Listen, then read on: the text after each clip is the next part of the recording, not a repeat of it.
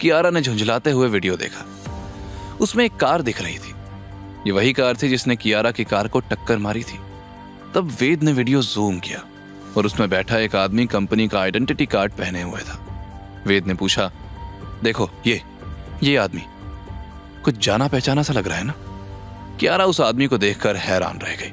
उसके एक्सप्रेशंस देखकर सीमा भी क्यूरियस होकर वहां आई और उसने जैसे ही उस आदमी को देखा तो वो हैरानी से बोली, मैम ये तो।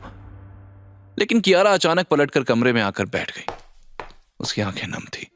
सीमा उसके पीछे कमरे में आई और गुस्से में बोली, वो मनोहर सर का असिस्टेंट था ना?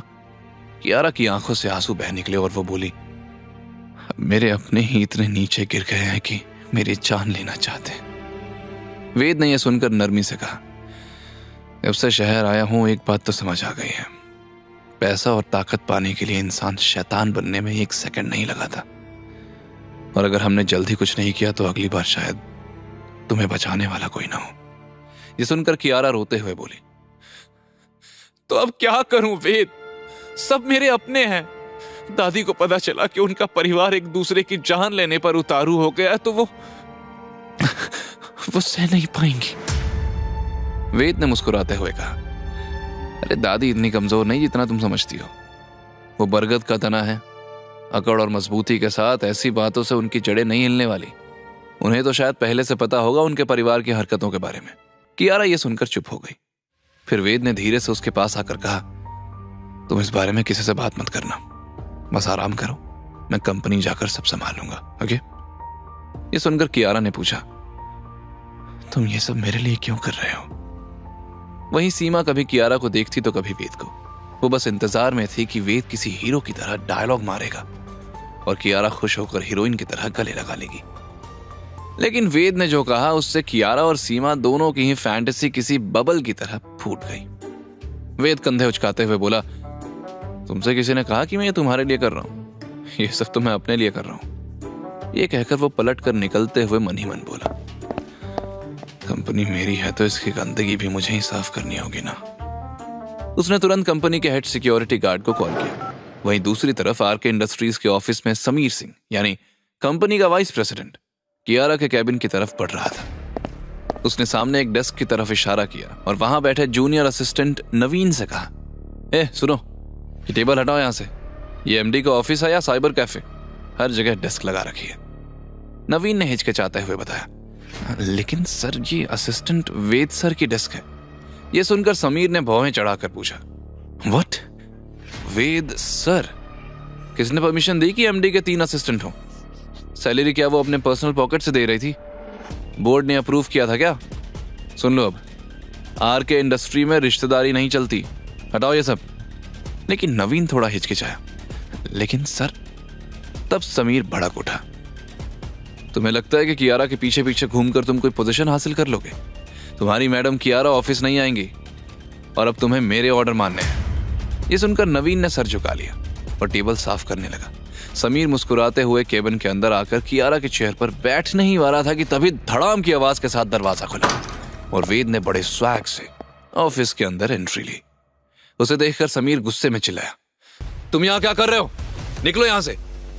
वेद ने अपनी नाक बंद करके मुंह बनाते हुए कहा, अरे बाप रे, इतनी बदबू तो भैंस के तपेले से भी नहीं आती। तुम ब्रश नहीं करते क्या? यह सुनकर समीर का चेहरा गुस्से से लाल हो गया। अगर वो कोई बम होता तो शायद गुस्से की गर्मी से फट जाता। आज तक उसकी ऐसी बेइज्जती किसी ने नहीं की। वेद, अपनी औकात मत भूलो। तुम सिर्फ एक घर जमाई हो। जाकर रायजादा मेंशन की रखवाली करो। यहां आकर ज्यादा स्टाइल मारने की जरूरत नहीं है। ये सुनकर वेद को समझते देर नहीं लगी कि घर के ही किसी फैमिली मेंबर ने समीर तक कियारा और उसकी शादी की बात पहुंचाई है। समीर सिंह, मेरी स्टाइल में क्लास है, लेकिन तुम्हारा स्टाइल तो चीप, आउटडेटेड और बदबूदार है। समीर दरवाजे की तरफ इशारा करते हुए गुस्से में चिल्लाया, इनफ इज इनफ। तुम्हारी इस कंपनी में कोई जगह नहीं है। और तुम कौन होते हो मुझे निकालने वाले?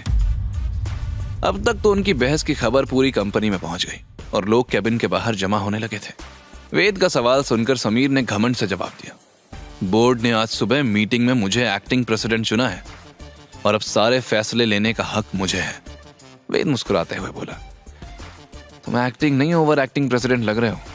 और कियारा के होते हुए तुम यहाँ क्यों आए? समीर ने ऊंची आवाज में कहा, तुम्हारी एक्शन फिल्म पूरे मीडिया में वायरल है। सब जानते हैं कि कियारा का एक्सीडेंट हुआ है और वो अभी कंपनी मैनेज नहीं कर पाएगी, इसलिए मैं।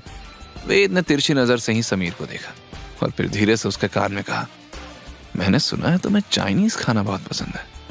तुम्हारी वाइफ को बता दो कि तुम्हारी एक खास दोस्त है यहाँ जो अपने हाथों से तुम्हें खाना खिलाती है। समीर के तो दिमाग के तोते ही उड़ गए। असल में जब वेद को पता चला था कि समीर सिंह कंपनी हथियाना चाह रहा है तो उसने सिक्योरिटी हेड को कॉल करके समीर की पूरी इंफॉर्मेशन मांगी थी। सिक्योरिटी हेड कंपनी में आग लगने वाले इंसिडेंट के बाद से ही वेद से इम्प्रेस्ड था। उसने ही वेद को बताया कि कभी कभार समीर सिंह से मिलने एक औरत टिफिन लेकर आती है और काफी देर तक वो लोग समीर के कैबिन में रहते हैं। समीर बिलबिलाते हुए कहा, हाउ डेयर यू, तुम होते कौन हो मुझे धमकी देने वाले? तुम अपनी औकात मत भूलो। तुम सिर्फ एक घर जमाई हो जो अपनी बीवी के फेंके टुकड़ों पर पल रहा है। वेद मुस्कुराते हुए बोला, औकात? अच्छा, अगर मैंने तुम्हारा सच खोल दिया ना तो तुम्हारी औकात बीवी के जूते खाने लायक भी नहीं रहेगी। और तुम अच्छे से जानते हो कि मैं धमकी नहीं दे रहा, मैं ऐसा कर भी सकता हूं। यह कहकर वेद तेजी से बाहर आया और सबके सामने बोला, अब से कुछ दिनों तक ऑफिस का काम वैसे ही चलेगा। कियारा मैडम से वीडियो कॉल पर मीटिंग्स होंगी और मैं, नवीन और सीमा हॉस्पिटल जाकर इंपॉर्टेंट डॉक्यूमेंट्स में कियारा मैडम के साइंस भी ले आएंगे। जो लोग बगावत करने की सोच रहे हैं वो अपना दिमाग चलाना बंद कर दें। समीर बोर्ड मीटिंग में वेद के एक्शन का ट्रेलर देख चुका था। वो जानता था कि वेद जो कह रहा है वो कर सकता था। वो गुस्से में बोला, मैं अभी मीटिंग बुलाऊंगा। तुम इस कंपनी में सिर्फ एक असिस्टेंट हो और ये कंपनी अकेले कियारा की नहीं है, समझे? आज बोर्ड के सामने तुम्हें जवाब देना होगा। यह कहकर समीर लिफ्ट की तरफ बढ़ गया। तब नवीन ने वेद से कहा, सर, बोर्ड मेंबर समीर के साथ हैं। अगर उन्होंने कंप्लेन की तो बहुत बड़ी प्रॉब्लम होगी। वेद मुस्कुराते हुए बोला, मैं हैंडल कर लूंगा। तुम सिक्योरिटी डिपार्टमेंट में जाकर इस आदमी की डिटेल्स निकालने को बोलो। ये कहते हुए उसने नवीन को वीडियो में मनोहर के असिस्टेंट का चेहरा दिखाया। थोड़ी ही देर में सिक्योरिटी टीम ने वेद को कॉल करके एक इन्फॉर्मेशन दी। सर, वो मनोहर सर का असिस्टेंट है और मनोहर सर कल शाम को यहाँ आए थे। वेद ने पूछा, मनोहर? वो तो जेल में है। नहीं सर, उन्हें बेल मिल गई है। यह सुनकर वेद ने सीधा मयंक लाला को कॉल किया। कॉल रिसीव होते ही वेद ने कहा, तुमने कहा था शहर का चप्पा चप्पा जानते हो, तो सच में जानते हो या बस डींगे हाँक रहे थे?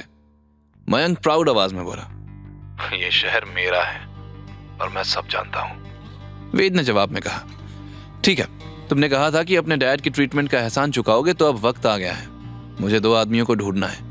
मैं तुम्हें फोटो और इन्फॉर्मेशन भेज रहा हूं। जितना जल्दी हो सके उसे पकड़कर अपने अड्डे में ले जाओ और फिर मुझे खबर करना।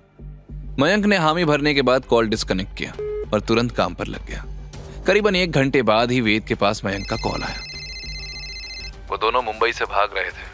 मेरे आदमियों ने उन्हें पकड़ लिया है। तुम आ जाओ ठिकाने पर। वेद ने कॉल डिस्कनेक्ट किया और तुरंत ही मयंक के घर के लिए निकल गया। जब वो वहां पहुंचा तो देखा कि मनोहर अपने असिस्टेंट पर चिल्ला रहा था, तूने अपना काम कर दिया होता तो आज ये दिन देखना ही नहीं पड़ता। सब तेरी वजह से हुआ है। असिस्टेंट दांत पीसते हुए बोला, ये सब उस वेद की वजह से हुआ है। अब तो हम भाग भी नहीं पाएंगे। ये सुनकर मनोहर भड़क उठा। वो घर जमाई तो अब सर चढ़कर बोल रहा है, पर ज्यादा दिन नहीं बचे उसके। जल्द ही उसे ठिकाने लगाने वाले आने ही वाले हैं। आगे की कहानी जानने के लिए देखें अगला एपिसोड सिर्फ पॉकेट एफएम के YouTube चैनल पर, और के फॉर किंग के सारे एपिसोड्स को सुनने के लिए डिस्क्रिप्शन में दी लिंक से डाउनलोड करें पॉकेट एफएम ऐप।